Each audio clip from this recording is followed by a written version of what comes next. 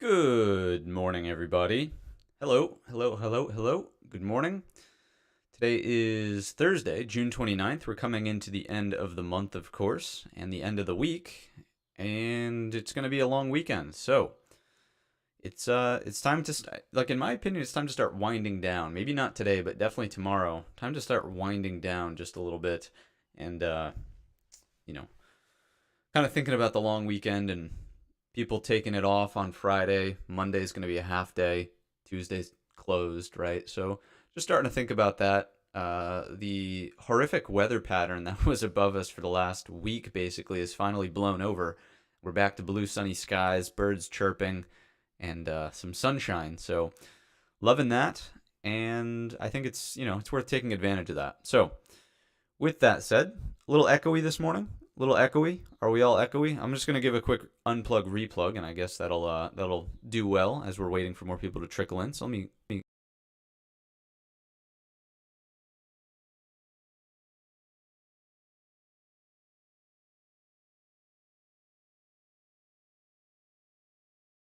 Are we back? Are we back? Are we back? Are we back? Are we back? Cool. I think we're back. It's been a while since I've done an unplug replug on the mic. I figured it was time. It was time.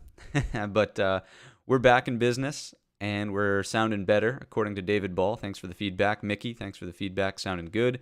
Sounded good. Even better. Even better. Cool. Awesome. Back in business. Sounding good. Love to hear it. Love to hear it. Cool. Yeah, it's a very classic IT trick, Stafford. As I'm sure some folks in the chat know. First order of business, did you try turning it off and on again? Right? Did you try unplugging and replugging?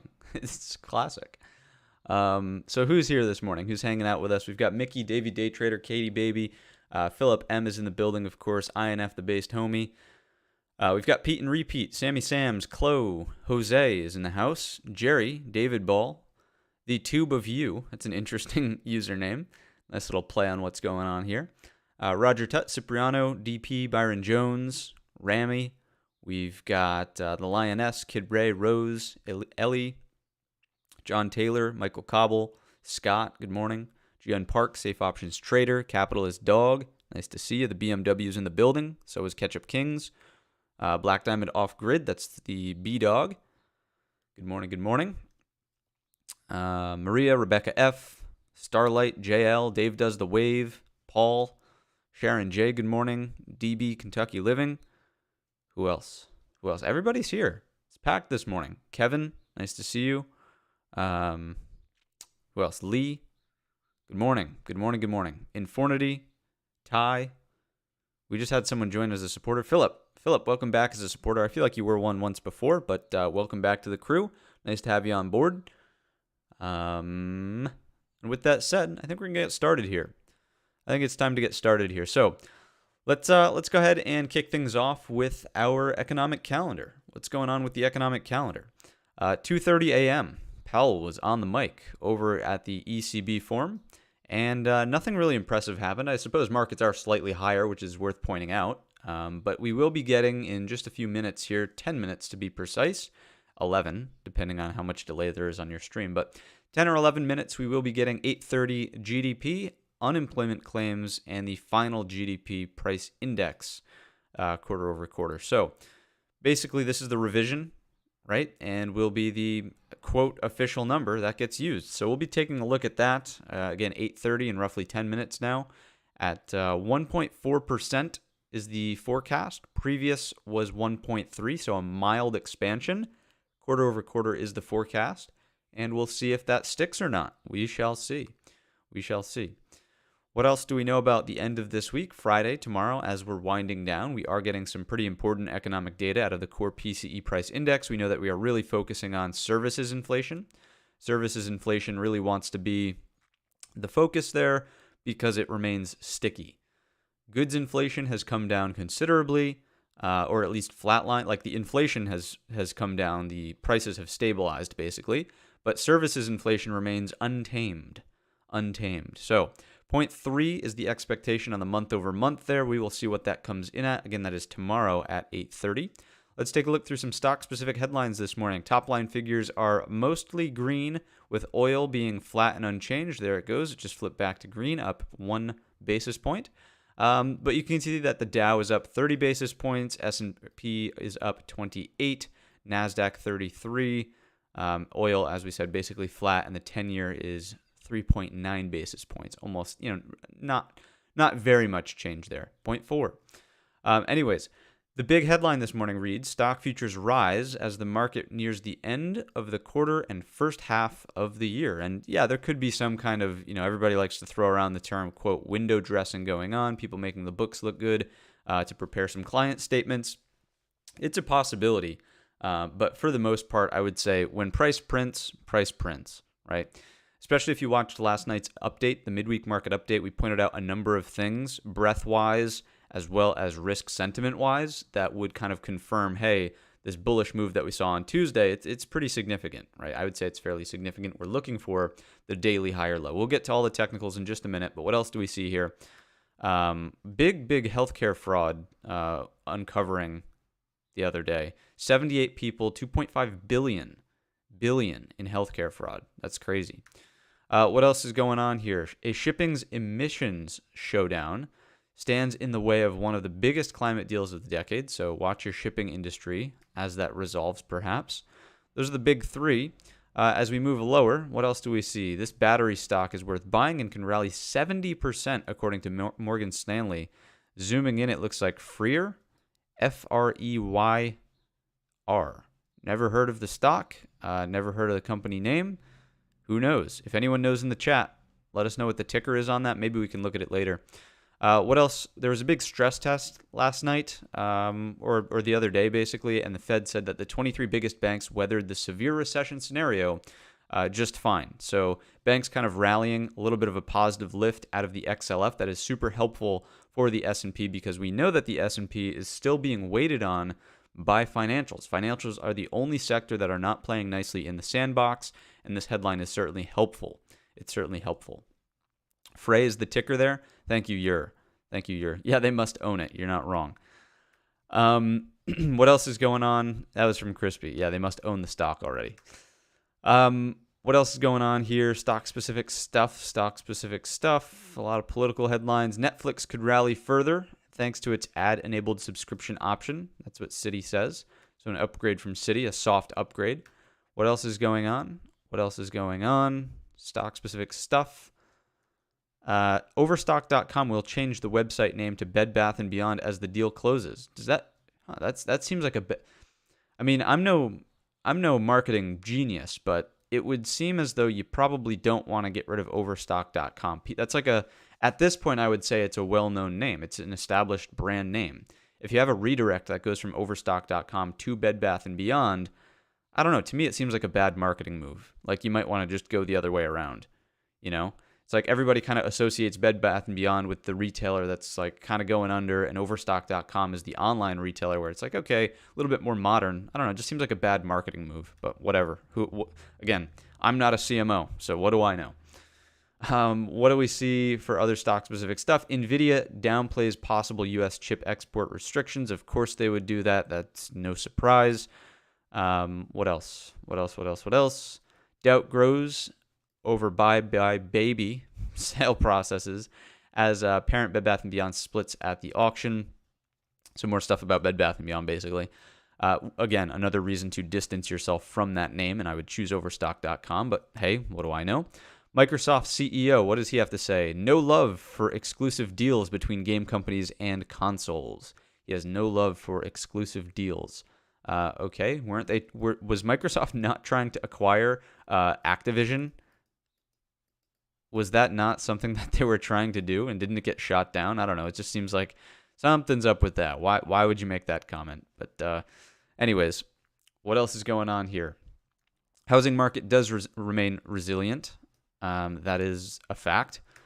I was talking about the rental yesterday here on stream, and I think we found the perfect tenant, and it was only after like the third showing. So lots of demand still for housing out there.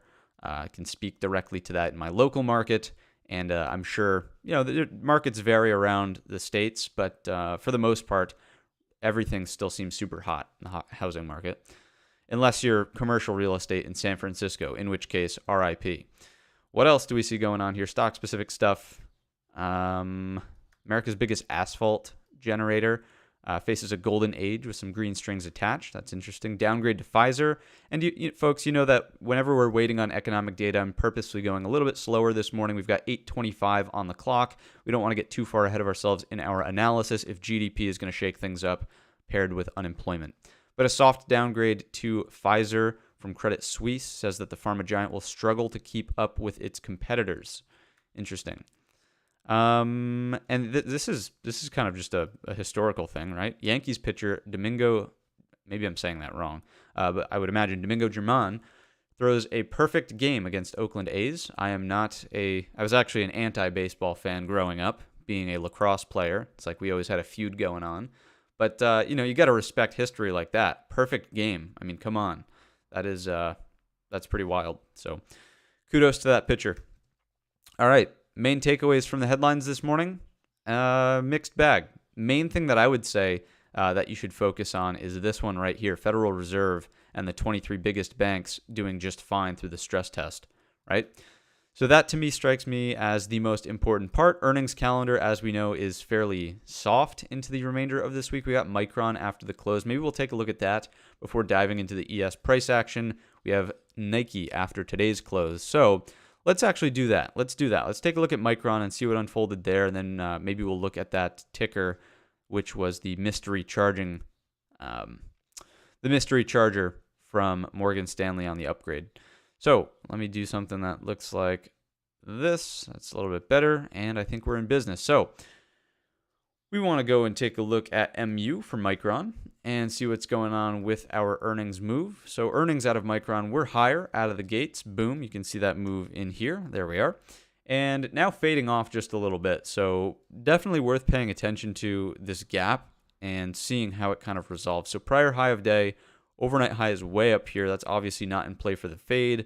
Anticipated open is roughly in here. So looking at the hourly side of things now that we have that rough roadmap, I mean, a couple of things strike me as noteworthy. First and foremost, we were kind of gapped towards the high of this breakdown bar and we were unable to hold that. So buyers not really all that confident in this move with the secondary fade here and here. Don't get me wrong, there was an attempt to grind higher, but for the most part, it seems as though the sellers are putting up a good fight inside of Micron. If we think about the overall structure, let's go to a daily, I suppose, to look at that. Yeah, if we're looking at something like this on the daily, this is also interesting, right? We had an overhead gap. So there might be a little bit of double gap action in play here between 70.50 and 70.90. Doesn't really look too tradable based on where we're opening currently, but it's something to carry forward. So I would say that the main thing for Micron to do at this point would be to turn this into a double bottom, aka get back towards the overnight high and get price acceptance above that neckline of the double bottom. When and if that can happen, of course the target would be up here, but with this fade already unfolding as we approach the open, not all that confident in that type of move actually unfolding here. So I'd be a little bit cautious about trading Micron. This is by no means a long-term analysis for the company. I see, who is it in there? Who is it? Wallball, speaking about a long-term play. Yeah, again, this is just a short-term analysis for what we could potentially do on the open here. I don't really think that there's much to actually execute on based on what we've just outlined, right? There's certainly not good risk-reward for a gap fade. This risk-reward is certainly not favorable for a move unless you were to do something like this, and you have a short from here to here. But overall, I think that this is a patience play. If anything, it's slightly helpful for the chip sector, or it's just playing catch-up. At this point, I'd probably argue it's just playing catch-up, right?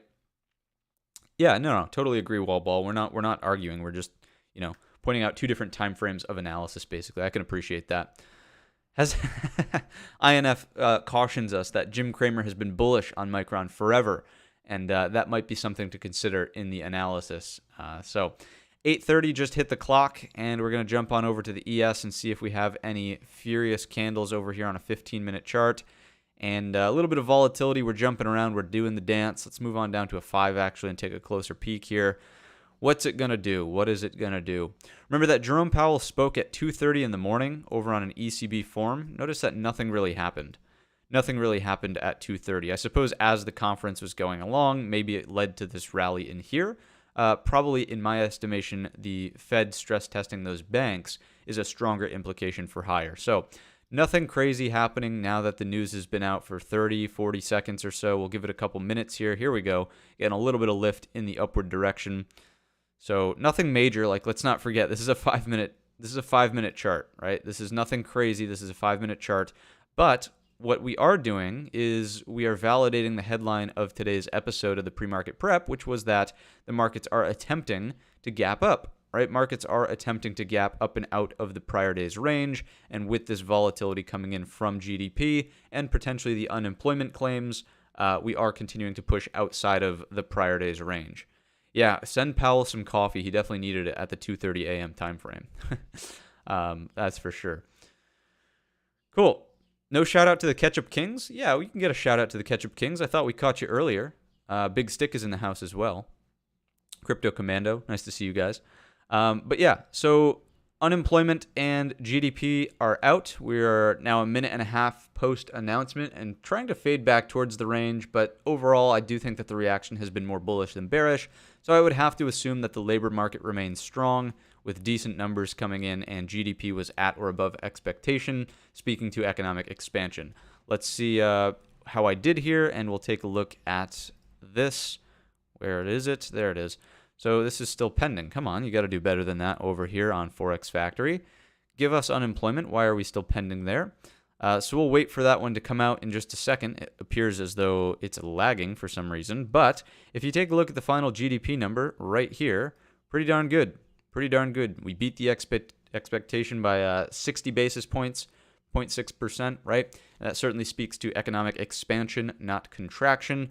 Very difficult to say bad things about a recession when GDP is doing something like that, right? So, and there we go. Look at the unemployment claims as well. Actually seeing a downtick from the expectation and prior. Remember that 264 was our comfort zone. We printed there for like 3 weeks in a row. And now we've actually seen a downtick to 239. 239. I would have to imagine that the numbers will start to continue lower. And the reason I would think that is a lot of big companies use the June timeframe as like approvals for FY24 budgets, right? So anybody who's out in corporate land, right, when those budgets go through, you look to hire some folks. You also can think of it as like, kids from college just graduated. So this fresh pool of job applicants is rushing out into the job market saying, hey, what can I do? Like, where am I going to go get a job after spending 4 years in school? And, hopefully not, but maybe they've got some serious student loans to pay back. A lot of people itching to get a job, right? So, strong labor market, obviously economic expansion with the 2.0 on GDP. So market rallies a little bit. Wouldn't be surprised as well with these solid numbers. Who was it? Tan SpaceX is reminding us that could very well mean that we do get the 2 rate hikes into the end of 2024. That's absolutely correct. It's a very valid way of looking at this information as well. We have to think, okay, this is not just positive for the market because it reinforces stability and strength, but it also means that the market can probably withstand the second rate hike if Jerome Powell ultimately wants to give it to us that way. And I would say that the deciding factor would be whether or not inflation in the services industry starts to come down, putting the pieces of the puzzle together from PCE tomorrow. Right? In Jerome Powell's, I wouldn't really call them speeches or testimonies, but just conversation in this ECB forum, he's made it very, very clear that the Fed's number one goal right now is inflation. The labor market remains very strong. It's not a concern really to provide strength to the labor market. It's right now the main goal is to tackle inflation. So again, I wouldn't be surprised if this comes in hot or at the expectation, especially out of services, if Powell comes down and says, hey, two rate hikes. The market can withstand it. We're all good. And that's that. All right. So let's go ahead and take a look back on over at our futures.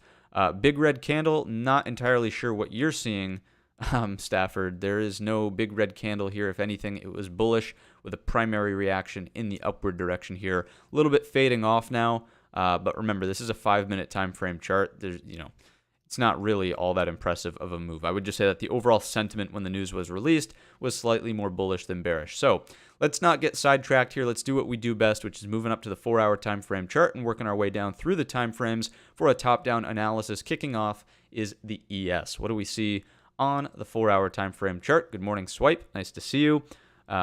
Mickey, hey. Yeah, I would reinforce Mickey's message there, right? Grab some coffee, give a like, and let's get started here. 4-hour time frame chart. What do we see? Certainly still in an uptrend. Certainly looking at this as the opportunity for a 4-hour higher low, right? We've got lows, higher lows, higher lows. Looking at this as an opportunity for a higher low. In yesterday's stream and in last night's video, we talked about the phenomenon of one time framing lower in here and how that is now broken in the upward direction, which is a bullish piece of information. So it is a mild pullback. Remember that it was a very controlled pullback. There was no aggressive selling that was taking place throughout that. Very, very mild and controlled. And finally, the day came on Tuesday. We saw that move in the upward direction. That's kind of what we were all waiting for. Let's take a look at the hourly time frame chart and get a little bit more granular here with our levels and understanding of the chart that's in play in front of us. So first and foremost, I want to be very clear that the head and shoulders that happened here, we did flush the neckline, we did get underneath it, and now it's the exact opposite of a pattern. So everybody who is so focused on the head and shoulders, you've also got to acknowledge now the exact inverse of that pattern, right? Now we have this as an inverted head and shoulders, and if we can take this out with a little bit more momentum, we're flirting with it here in the pre-market. If we can take it out with a bit more momentum, it's game on for the upside, right? The hourly trend would be flipping in the upward direction. So very, very short-lived underneath the neckline of the head and shoulders out of the ES, and now we'll see if we can do the exact opposite over the neckline of the inverted head and shoulders back in the upward direction. So with that, let's continue along. Now that we understand the pattern and overall structure that's in play, right? The support from in here is basically the right shoulder, the lows from yesterday. The breakout point is yesterday's high of day. Can we clear the Tuesday upper distribution from the holiday shortened week last week? That's the main watch in the upward direction, and we know that this is a gap overhead to contend with and will become a target. We'll discuss that on the 15-minute chart in a second. If the market does pull back more aggressively and break down underneath the prior low of day, then it's all about this level down below, closer to 43.85. 43.85, we talked about that, right?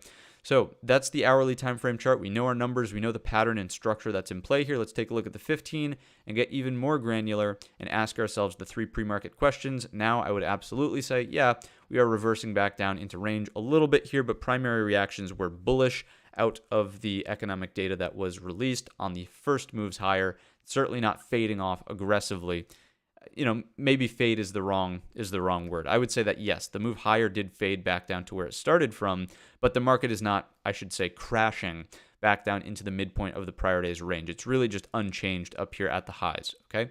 So 3 questions. Let's not get too sidetracked here. Number 1, where are we opening in relationship to the prior day's range? Here's the high, here is the low, of course. We're opening right at the upper bound of the prior day's range, so it needs to resolve. Remember that when we're opening this close to the level. It's not technically a gap. It's not really opening firmly inside of the prior day's range. You just want resolution of your prior high of day. I need to start coming up with a new symbol for that. For today's session, we'll just drop an R here. Maybe it's like the registered trademark with a little circle around it, but we need resolution of this prior high of day.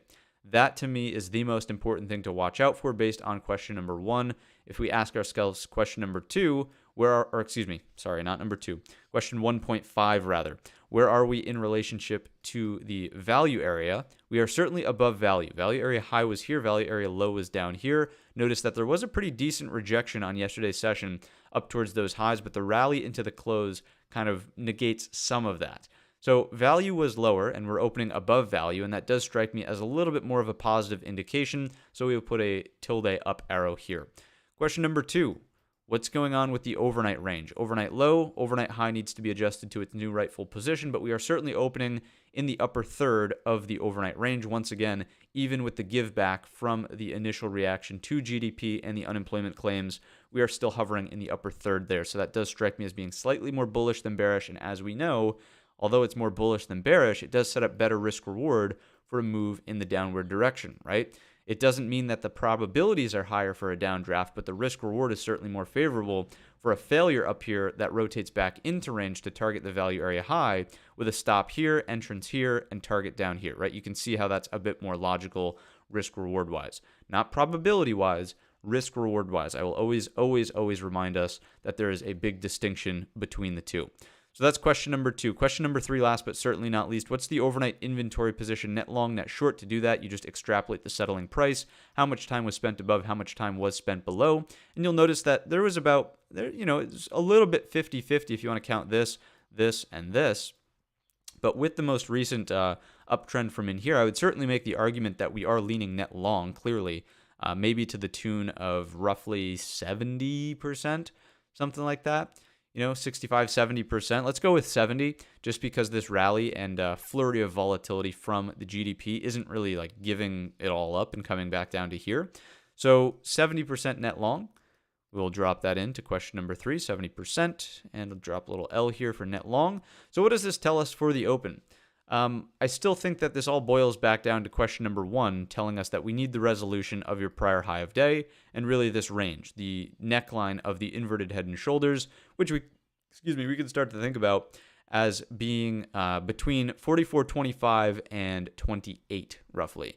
25 to 28, 44.25 to 28. This gray bar right around in here needs some resolution. If we can hold above this area, so there's an opening range here. I'm going to clean this up, actually. I'm not going to keep scribbling over what we've already answered. So take a mental snapshot of the 3 questions here, and we're about to dive into some frameworks for resolving your prior high of day. Mental framework and complete. Reza and Baruch, you guys must be new here. We always cover Tesla. And AMD is, oftentimes gets an honorable shout out. So we'll get to it. We got to go through the ES, NQ, Russell, and then we go through the core list of companies that you see over here. All right. Being new is not a bad thing. I'm just pointing out that we do go through these things. Okay. So we'll get to that as the stream progresses. Just bear with me as we move through our index futures. This is very, very important stuff to know for context as we move into the core list of companies and individual tickers to trade. So continuing along with the ES and not getting sidetracked once again, we are looking for the resolution of this zone right here. So what does that leave us with for situations on the open? Well, first and foremost, if we can go opening range kind of around it, then great. We'll look for breaks in the upward direction to be tradable as a break of the inverted head and shoulders neckline. So that is kind of a situation that is tradable there. Holding above your prior pivot, above this gray bar on an opening range, looking for breakouts in the upward direction for continuation. Remember that yesterday, I'm just going to go back to a multi-day view of the 15 here. Let me do something like this, actually. If I do this, right, yesterday was really just healthy consolidation in the upper 50% of the breakout range from the Tuesday session back here. This is price digestion. If stronger sellers were going to get involved, there would have been flushes out of the opening range here, because technically, remember, we opened underneath the overnight low. We discussed this yesterday pre-market. We said, hey, if we flush underneath that, be open to this kind of idea. Well, it kind of happened on like a 5-minute chart. Of course, you be fractal with your time frames as always, but for the most part, over the opening range, fantastic. There it was. Here it is again, right into the afternoon. So buyers really stepped up. The sellers didn't have anything going on there. Notice that on the downdraft, we get towards an equal low, technically very nuanced. It is a higher low, and even into the close, sellers fail again with that nice strong push into the afternoon there. So with all of that out of the ES yesterday, I have to imagine that staying above this breakout point on an opening range today can continue to fuel a rally in the upward direction. Just noting that, again, this to me is more like healthy digestion and consolidation of the Tuesday move, and we can see sort of continuation out of it above the neckline of the hourly pattern. Let's just go back to the hourly chart just to illustrate that one more time here.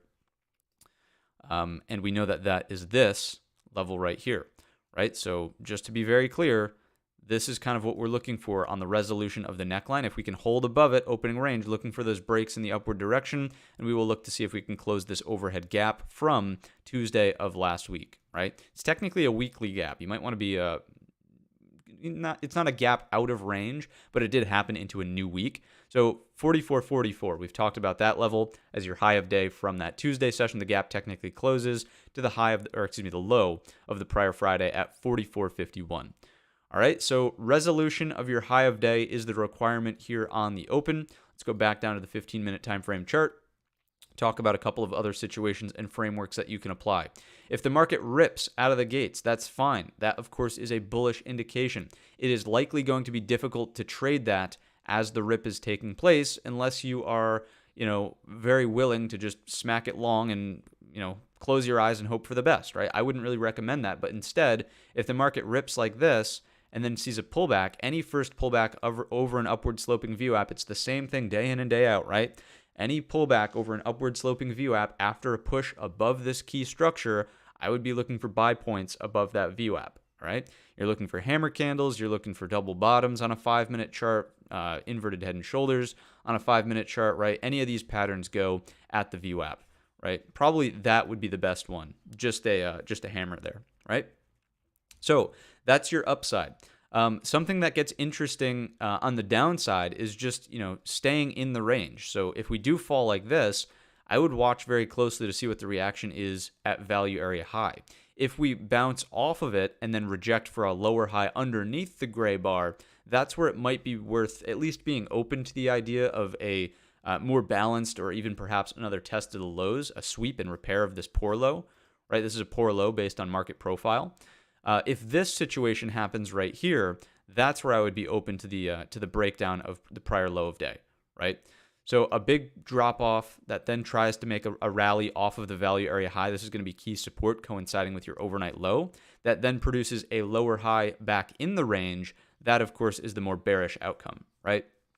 Bearish to neutral, right? I still would not be big time looking for like home run shorts with that as a situation. I would still be scalping and keeping my expectations very low for downside outcomes if this is the case, right? It really is more indicative of chop and balance in this range, building out as a multi-day potentially bull flag after this, right? Something that does this over time. It always looks really ugly when we got to include overnight sessions, but you get the idea, right? Would not really be bearish on the ES if we're just chopping around in this range. You can scalp it short on that situation we just outlined. Once again, something that does this, lower high back down underneath after testing value area low. Where are the better shorts? Where are the better shorts? Let's think about that as a question. And I don't really think they're in play on the open. I'm not seeing it on the open, right? And if it does fall off of a cliff, then fine. But there's no reason to really be a believer of that as of right now. Better shorts are here, underneath your prior low of day. Why? Well, we have a continued thin structure to retrace. We would be going back down towards the head of what is currently an inverted head and shoulders. And it would just tell us that we're not just repairing this poor low, we're actually getting price acceptance back down underneath the right shoulder of the pattern.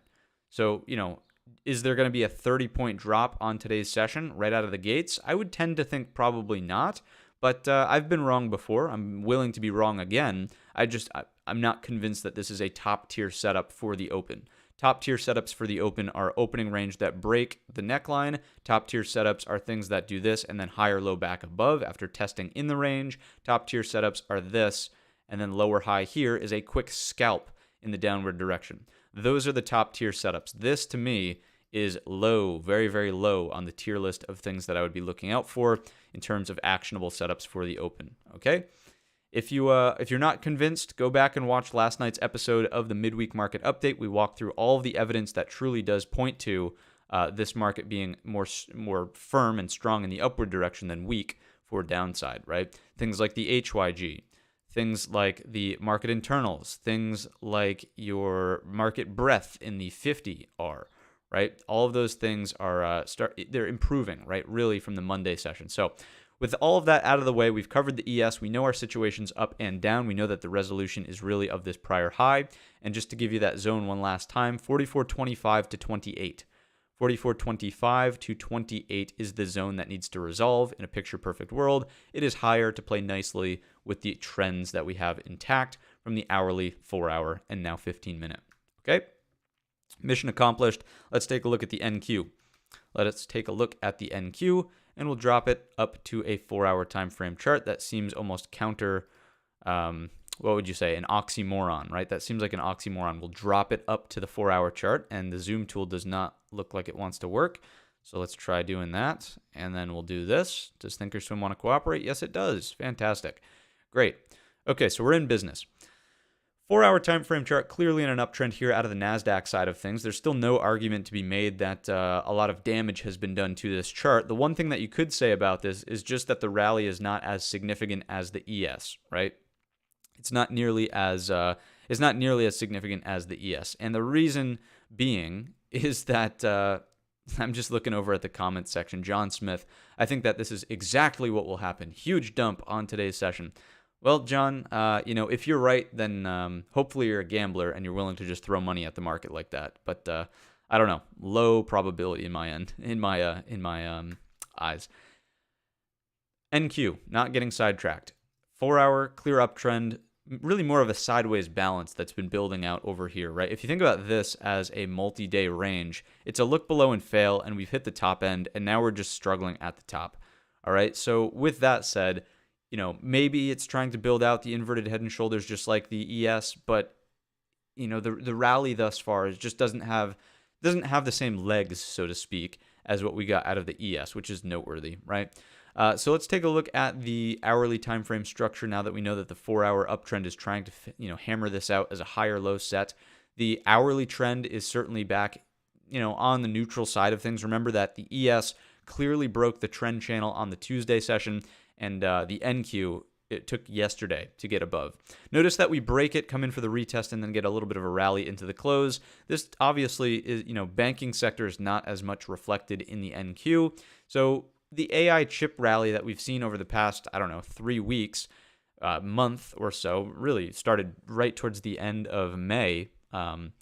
That's been priced into the NQ, obviously. That goes without saying. But if the financials are going to be the next piece of the puzzle that keep the rally going out of the S&P, you should sort of start to put the pieces of the puzzle together in your head and say, okay, maybe it's logical that the NQ starts to underperform the S&P if financials really lead the next leg of the rally, right? So that just, it's top of mind for me as we start to see more of a balance build out, less aggression in the upward direction, right? To me, it makes sense. It makes sense. If the rotation is going to be financials for the next move higher, it makes sense that the NQ might just go sideways and not really be as substantial of a player, I suppose, in the upward direction. So with that out of the way, right, we know that the hourly balance looks something like this. We know that we have a look below and fail. We know that we've hit the top end of the range. We know that we just broke the trend line on yesterday's session. We were just talking about that. Where are we opening, though? Still inside of the balance. So in a picture-perfect world, buyers are able to keep this consolidation above prior support, resistance, chop, resistance, resistance, resistance, chopped through it yesterday, but it is the overnight low. If we can stay above this zone, which is at that 15,140 level, that's what we were discussing yesterday, 15,140 was the previous high of day. If we can stay above that, then great. Technically, we are making progress in the upward direction with lows, higher lows, and some kind of higher lows here. The next step would be to break the top of the balance range, which we know is closer to 15,225. 15,225, right? So you could call it the top of the balance. You could call it the neckline of the inverted head and shoulders. Doesn't matter what you want to call it, but that is the number, 15,225. So we understand the hourly structure that's at play here. Let's take a look at the 15-minute chart. and continue along into the smaller time frame. So 3 questions that we're always asking. What do we see out of the NQ? Well, question number 1 tells us that we're more firmly inside of the previous day's range. So once again, financials really being the boost for the S&P into this morning session at least. And currently inside of range. That is neutral and balanced. So we ask question number 1.5. Where are we in relationship to the value area? Here's value area high. Here is value area low. Currently poking back down into it. Let's stay objective. There is the possibility for a resolution of this back higher, but currently, with price being inside, it is a neutral and balanced indication. In a picture-perfect world, this does tend to act as support here around this zone we were just talking about on the hourly chart, 15,140, but we'll see. We shall see, right? So neutral so far out of question 1 and 1.5. If we ask question number 2 is where are we in relationship to the overnight range? A little bit more compressed of an overnight range here in the NQ versus the ES, opening towards the lower portion, lower half I would say, not necessarily lower third, but lower half of the overnight range with this little push. Maybe it's getting closer to the lower third, but nonetheless a little bit more bearish in terms of the price action itself, but risk reward, as we know, is always going to be counter to that, right? So with the level, the gray bar zone, with the overnight low, with the value area high, there's that deeper flush, I would argue that the risk reward here is more favorable, being that we've already seen a look below and fail on the NQ hourly and 4-hour. The risk reward is more bullish to, see something happen here, opening range, a break. You obviously can use this for your stop, right? As opposed to getting short here, you've got to wait for like a breakdown first. So number 2 just speaks to better risk reward in the upward direction, basically. Question number 3. Last but certainly not least, overnight inventory position is what? Net long, net short. If you do this, how much above and below? I would argue that this one is a bit more neutral, maybe like 52, 53% net short. 53, we'll go 53 just for the sake of being precise on this morning session. I believe, who was it? INF, please. Can you bust out the calipers and let us know, is it 53 or is it 52.87594? Just let us know in the chat, please. That would be greatly appreciated. But thank you very much. 53% net short. We'll leave it at that until we get clarification from our precision master in the chat. And for the most part, what does this tell us? What does this tell us, right? P for patience is a virtue out of the open. P for patience is a virtue for the open. So what are the situations? What is the resolution that we want to see out of the open here? Well, if we go opening range and we can truly stay contained kind of within this area here, that would be fantastic. Whether or not I think it's going to, unfold that way, I'm not sure. I'm not convinced. Look at a normal opening range like yesterday out of the NQ. It's a little bit more sporadic than what we see here between value area high and overnight low. But in a picture-perfect world, let's just draw with our crayons, right? If we do something like this, then we're looking for this in the upward direction. Great. We resolve it higher. We know that that's more favorable for upside because we are, staying within this upper range that we saw on the hourly time frame chart, 15,140, right? 2 high of days ago. That's a very weird thing to say. 2 high of days ago, if that makes sense. But the high of day from, let's just say the day, Tuesday. So that is the bullish look. Opening range here, break, retest, high or low above the opening range is tradable. Break through the top of the opening range is tradable. Equal high break here is tradable, and you would target this at 15,225. That's continuing to be the gray zone. If we go like this, opening range to flush, guess what? It's just neutral and choppy in here. I would not be overly aggressive, noting where we would be in the overall range. Let me just remind you on an hourly time frame chart, and then we'll move along to the Russell, right? If we go opening range here to flush, maybe there's a quick scalp intraday to take advantage of in the downward direction, but look at where you're trading. Where are we in relationship to this range? You would be right in the midpoint of that range. Do you have an edge in the midpoint of the range? No, not really. No, not really, right? Your edge exists at the edge, and then balance in between, okay? So, mission accomplished. Maybe INF is tuned out for a moment here, or perhaps busy, but maybe we'll get precision as we move along. So, with that, let's continue along and take a look at the Russell. What's going on with the RUT? 4-hour time frame chart. 4-hour time frame chart. Also, David Ball. Shout out David Ball for correcting me the other day in the comments section, and hopefully you caught the shout out in the video last night.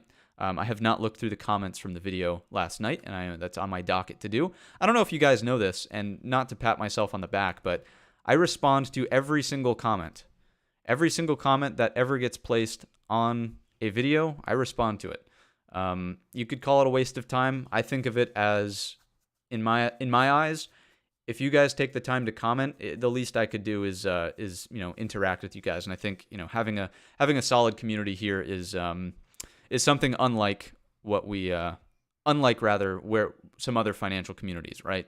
So I love having a conversation with you guys. It's always insightful to read what you have to tell me in the comments. Very open to other ideas that people drop.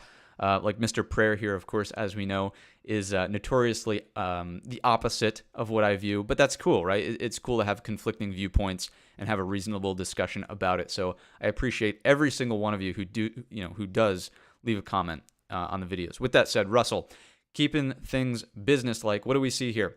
Higher low was found on a weekly perspective over the top of the balance range. That does strike me as very, very helpful. What else do we see from a Russell perspective here? The real work begins now. That was one of the comments I made in last night's episode.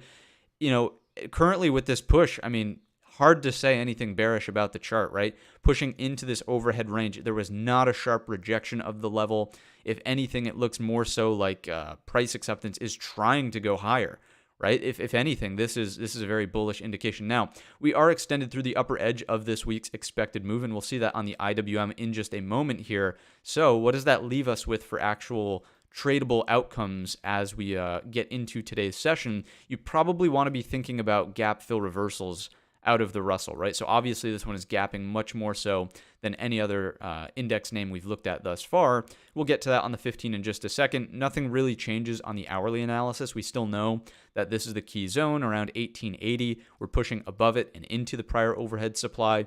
Big steps in the right direction, and remember that this does speak to more of a risk-on move in the market, all right? 15-minute time frame chart to talk about our gap rules here and what's unfolding on the smallest time frame that we consider pre-market. And what we can see here is, as we just pointed out, gap up. So question number 1, opening above the prior day's range. No need to ask question 1.5.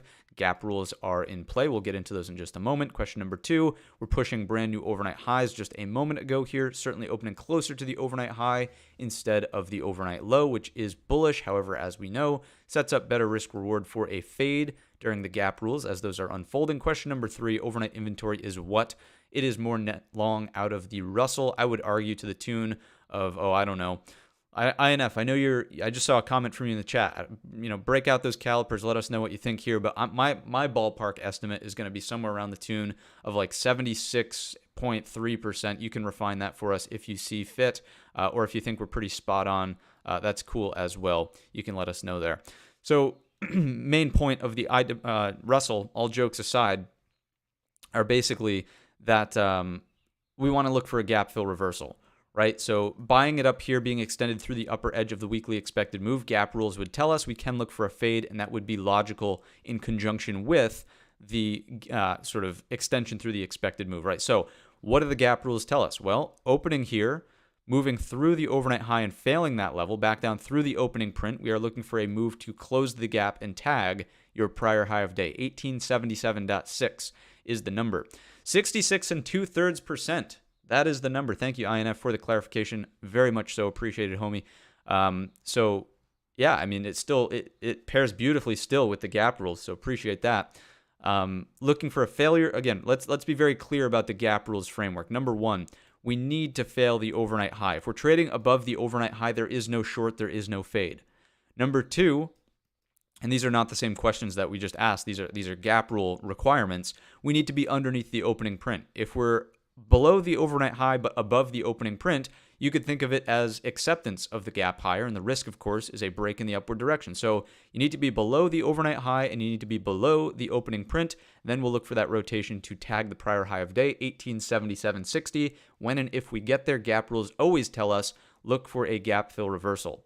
Look for a gap fill reversal, aka a rotation back against that for higher. And that would also pair nicely with keeping us honest about the upper edge of the expected move, right? Upper edge is over here, so therefore it would make the most sense that if we support off of it, it also comes with a gap fill reversal, all right? So that's your Russell, but overall it does speak to more of a risk-on sentiment this morning with the push giving us a gap up in small caps. All right.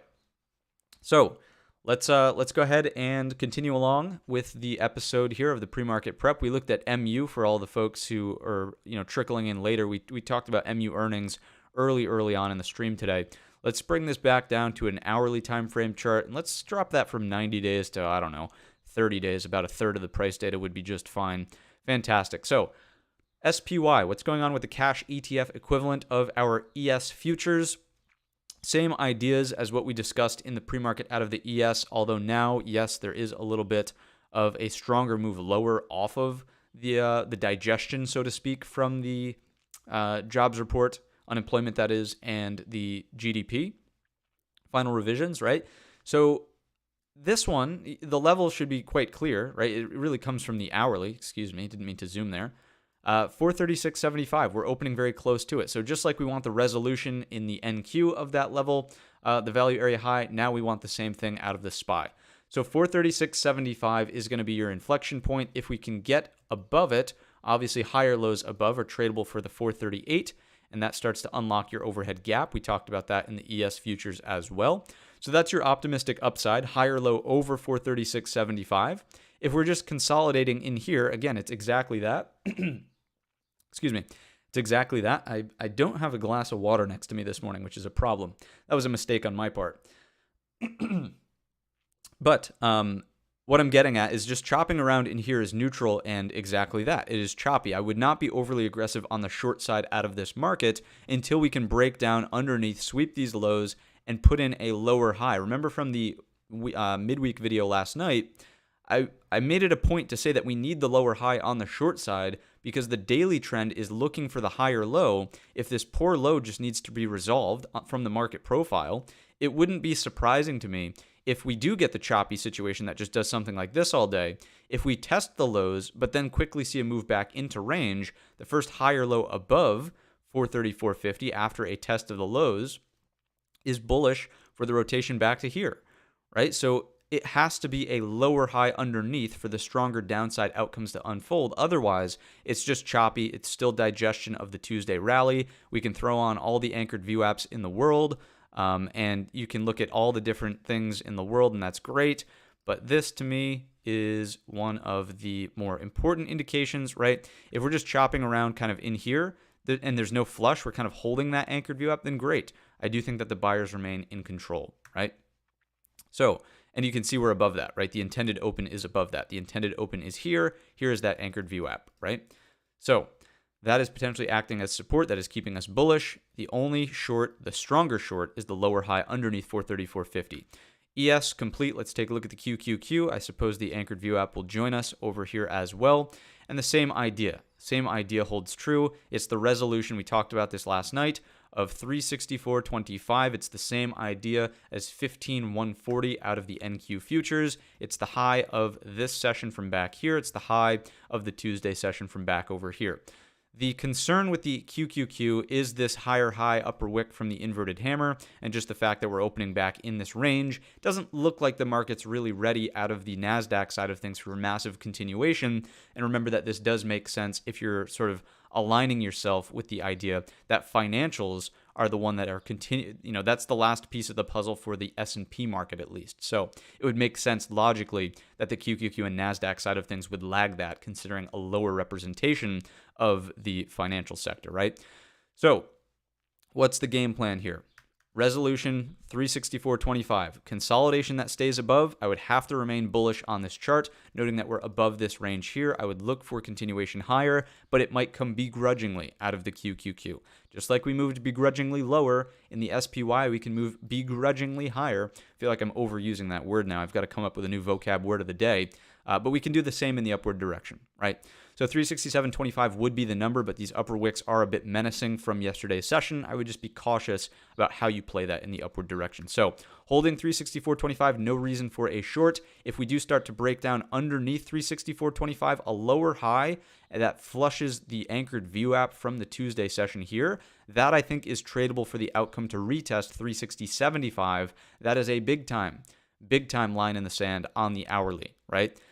Bulls cannot afford for price to get back down underneath 360.75. If so, then Mr. Prayer's idea of the lower high from here to here is certainly on the table. I would definitely acknowledge that if we are underneath 360.75 in the NQ by the close.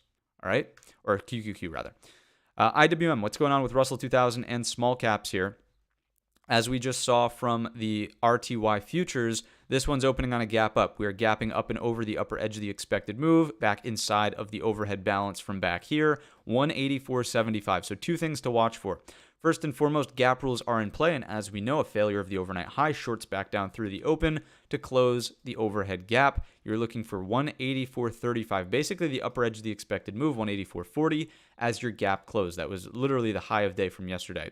Could you find support early at the 184.75? Absolutely. That would 100% be a very bullish indication if the gap does not close all the way, and we do find support at the 184.75 coming from our prior overhead supply back here, right? You get a gap, fade, that does something like this. That is acceptance in the range. That is not a rejection of the range, right? So two bullish things. Reversal off of 184.75, reversal off your prior high of day. Anything that falls back down into range, we will treat that as okay. Possibility for a lower high here to here, and we will look for downside outcomes when we get a hourly trend change based on a pattern here in the downward direction, right? We would have to look for intraday, some sort of double top, some sort of something, right? Does this and this gap up turn into a double top? Where's the neckline kind of on that deal? Or does it turn into a head and shoulders over time, right? That's kind of what we would look for next at a rejection of the 184.75. With 9:10 on the clock, let's dive through the core list of companies and keep this show on the road. Let's remove that anchored view app and just continue along here. So what's going on with Apple pre-market? Again, this is it never, ever gets old. Apple, all-time highs, blue sky territories, $1.50 intraday levels that form overhead. That's all we've got. And in the downward direction, because we're opening in range, if we do pull back first, any interactions with 187.75, looking to see, can we find a higher low there, right? Obviously, it was the breakout point, and we retested it yesterday morning. But if we see a more substantial like string of red bars that start to pull back, something that looks like this, is it possible that this can act as support again? Absolutely.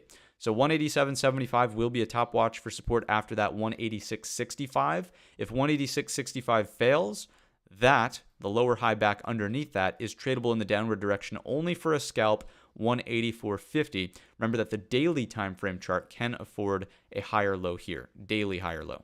Okay? Apple complete. Next up, Netflix. What do we see over here?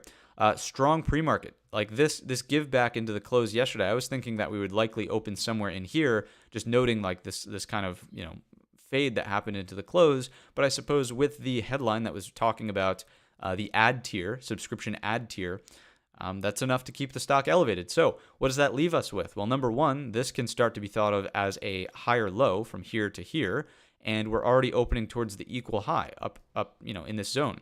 So what's the next logical setup? Well, if this is turning into like bull flag consolidation, if there's going to be a break for continuation, it's over 436.50.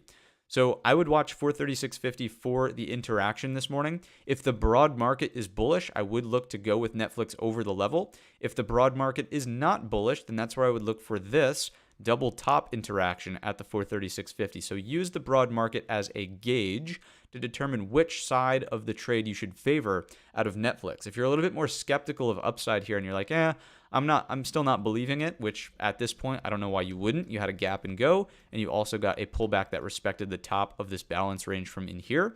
But if you're still skeptical, that's fine. On the long side, you might wait for something that does this. That'd be an added layer of confirmation, right? Higher, low, above.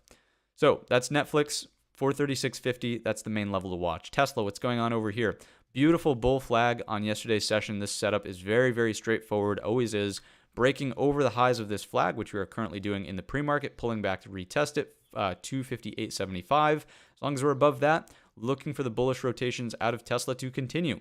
If we fade back into the flag range, I would not look to be aggressive in the flag range. The short, though, is underneath the lows of the flag range. If we start breaking down underneath 254.72, think about what's unfolding, right? You have everybody who potentially missed this, builds the consolidation here by being a buyer.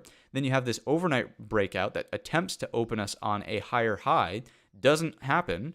Falling back down into range disappoints a lot of longs, especially if we break the bottom there. So 255, 254.75, that area goes, and that's where you could probably see another retest of the 250.75. I wouldn't be bearish looking for Tesla to fall off of a cliff. Instead, I would look to say, okay, can we do something that does this?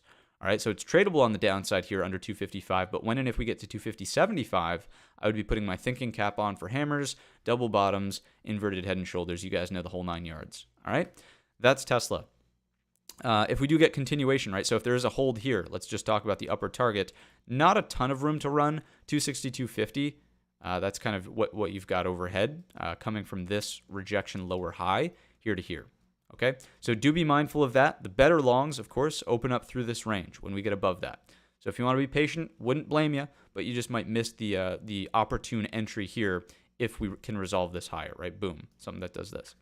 Next up, Google. What's going on with the heartbreaker over here? We'll call Google the heartbreaker just because, you guys know how I felt about 122, the down, the up, the down, the big up now. So like all over the place, very, very difficult to get like a firm reading about like, hey, just make it do something a little bit clean for us, would you? It's not really providing that. So where's the open? Forecasted open is here, just towards the lows of the flag consolidation from yesterday afternoon. 119.50 would be a watch. 119.50.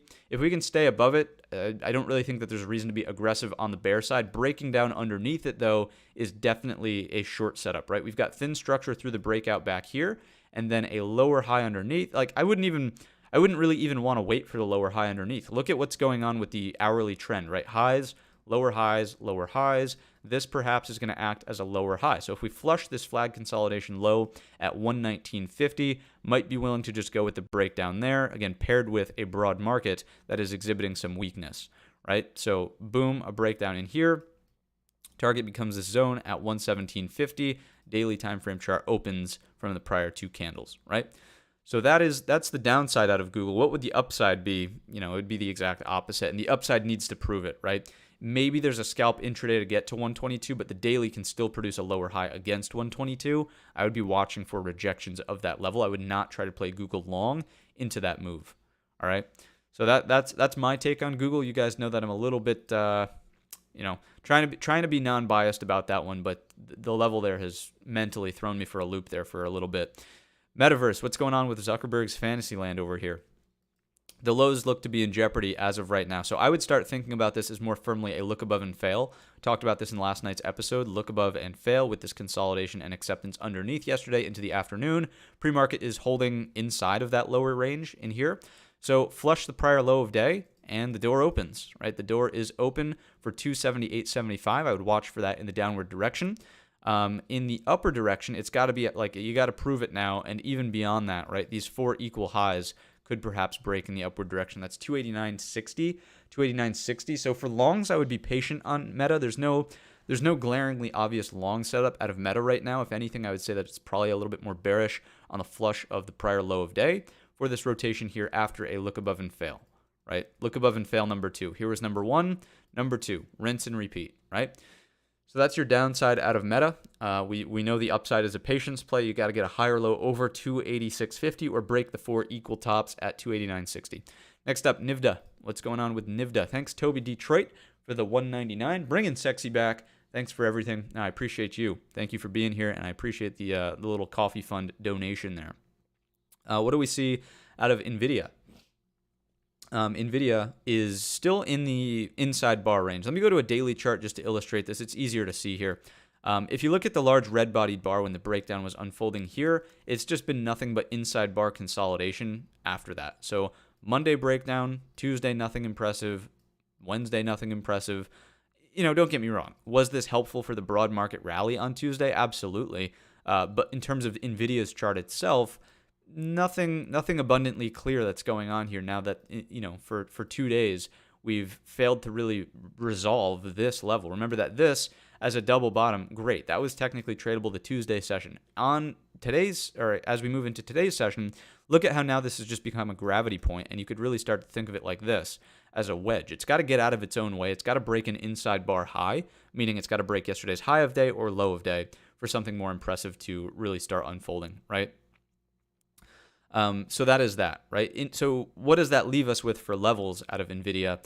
Maybe something impressive happens if we can hold consolidation over the 411.25 for upside. Maybe that's on the table for a rotation back up here to 421.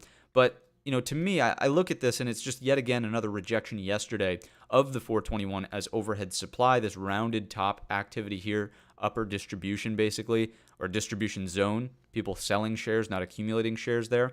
So I'm not thrilled about any blatantly obvious longs. If anything, I think it's like, I hate saying it, but it's really more neutral in this area until we can get some interaction with the 421 or down here at the 401. So NVIDIA, like you could think of this as bear pennant, bear flag, whatever you want to call it. Wait for it to get towards the 421 and the 401 for a firmer reaction, I would say, out of NVIDIA. Nothing about the chart is abundantly bullish or bearish out of the gates here. Once again, use 411.25 to maybe help build the case for longs. Great. We're technically building out those higher lows. Maybe it turns into an ascending triangle, or it would be the opposite too, right? Maybe we get down here and it turns into an H pattern. Just use 411.25 to start gauging stronger, weaker, and then we know we're looking for reactions here and here. So NVIDIA, that's that. David Ball says, I just realized that there's a coffee fund link in the description. Yeah, that's so there were some comments. We talked about YouTube's cut of the donations in chat, how that is a one of these splits. I don't know if they like people talking about this, so I'm just going to illustrate on the screen here. This is what I get. This is what YouTube gets of whatever someone puts in the chat. So, there were some comments that like, hey, I want this to go to you, not YouTube. So I just put it in there. If you're interested in it, it's there. If not, whatever, fine, totally get it. No problems. Anyways, NVIDIA, done. Moving along. Softy, next. What's going on over here? To me, still bearish out of Microsoft from a daily perspective, thinking of this as like the head and shoulders, right? And this right shoulder continues to reject, right? Continues to reject. So with that said, underneath these lows is interesting. Underneath 334.25, 340. Too much of a tongue twister, too many threes, too many fours. 334.25. That is the number. If we flush it, that is where you look for the deeper rotation back here to 328.65. If we are consolidating in here, that's fine. I don't think that there's anything to do out of Microsoft, and I would not be along on the break of 338. I would only be along if we can confirm it with a higher low above. That is what I would be thinking about in the upward direction here. Okay, so if we get the higher low, great. If we're just stuck in this range, it is choppy. Look at this price action on the screen. Nothing to do with that. And then if we go like this, that is where things get a little bit more firm in the upward direction. Downside, more tradable with this as a big lower high set. All right. So Microsoft, the levels seem clear to me. And, maybe with Mr. Nadella's comments about not wanting to be a monopoly with gaming products tied to gaming consoles, or I should say game development tied to gaming consoles. I don't know, a little bit of double talk there with your ATVI attempt at an acquisition that did not go through. Anyways, that is Softy. Those are the numbers. We've got 9:21 on the clock. We'll finish up with Amazon, then hang out with the chat for a couple of moments here. What do we see out of Amazon? Still holding in there, still hanging in there. The daily bar is not great, right? This, of course, just transposes to a daily inverted hammer, something that looks like this. If that breaks the lows, right, maybe there's a pullback, but I wouldn't really get aggressive as we approach 127. We know that that really is the breakout point from back here, which has already provided a higher low, right? So all things considered, Amazon, I would not really be bearish on this one. Maybe there's a quick scalp lower, but if we're above 127, hard to be a bear out of Amazon. Would really favor consolidation here to potentially try to get into the gap overhead. 130 closes up towards 134. So that's going to cap off our core list of companies. We've talked up and down. We can check out Frey. You are absolutely right.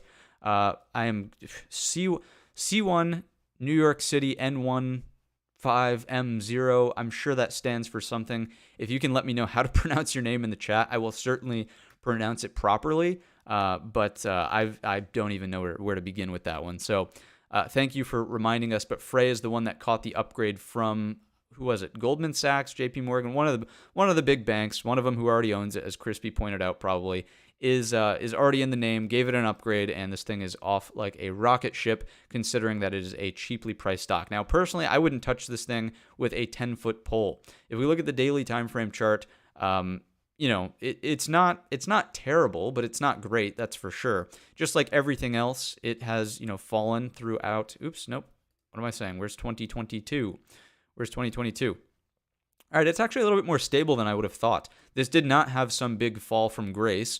I mean, I suppose you could call this a fall from grace, but really I'm referring to stocks where the chart looks literally like this. Here's the IPO open, and then it does this, it goes parabolic, and then now we're down here, right? And it's approaching zero as a penny stock. I mean, don't get me wrong.